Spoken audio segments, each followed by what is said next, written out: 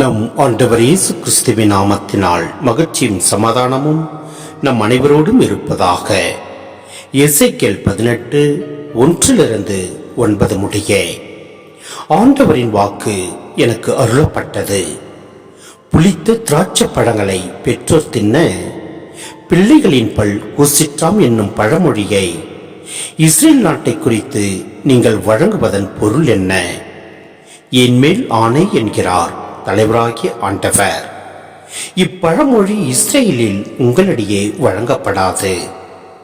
உயிர் அனைத்தும் எனக்கே சொந்தம். பெற்றோரின் உயிர் என்னுடையது, பிள்ளைகளின் உயிரும் என்னுடையதே. பாவம் செய்யும் உயிரே சாகும்.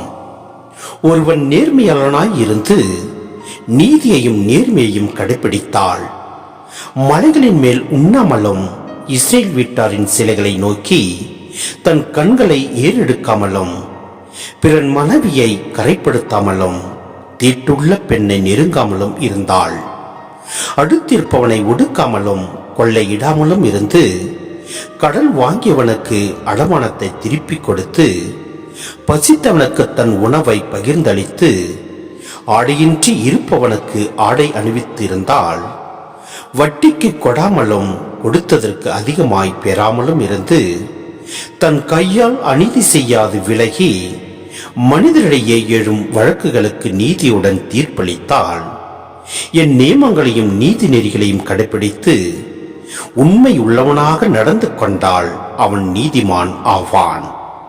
அவன் வாழப்போவது உறுதி என்கிறார் தலைவராகிய ஆண்டவர். சிந்தனை. புளித்த திராட்சை பழங்களை பெற்றோர் தின்ன பிள்ளைகளின் பல் கூசிற்றாம் என்னும் பழமொழியின் பொருள், ஒரு தலைமுறையோ அல்லது குடும்ப தலைவரோ கடவுளின் கட்டளையை மீறி செய்யும் பாவத்திற்கு பின்வரும் தலைமுறையினர் தண்டனையை பெறுவர் என்பதே. துன்பங்கள் தம்மை தாக்கும் பொழுது இது முன்னோர் செய்த பாவத்தின் விளைவு என அம்மக்கள் எண்ணினர். அது தாங்கள் செய்த பாவத்திற்கான தண்டனை என அவர்கள் கருதவில்லை. அக்கால மக்கள் தனி மனித பொறுப்பை விட குழுவின் பொறுப்பே பெரிது என கருதினர். தனி மனிதர் பொறுப்பை ஏற்றுக்கொள்ளாமல் அனைத்தும் குடும்பம், குலம் இவற்றின் பொறுப்பு என எண்ணினர். எடுத்துக்காட்டாக தொடக்க நூல் 2:4 3:24 நாம் பார்க்கின்றோம். ஆதாம் ஒரு தனி மனிதராக கருதப்படவில்லை. அவரது பாவம் அனைத்து மக்களையும் தாக்கியது. எசேக்கியேல் காலத்து மக்களும் மேற்கூறிய எண்ணம் கொண்டிருந்தனர். ஆனால் கடவுள் தனி மனிதரின் பொறுப்பை வலியுறுத்துகின்றார். எனவே நாம் ஒவ்வொருவரும் நம் ஆண்டவர் மீது முழு நம்பிக்கை வைத்து நம் பாவத்தில் விழாதபடி நம்மை நாம் காத்துக் கொள்வோம்.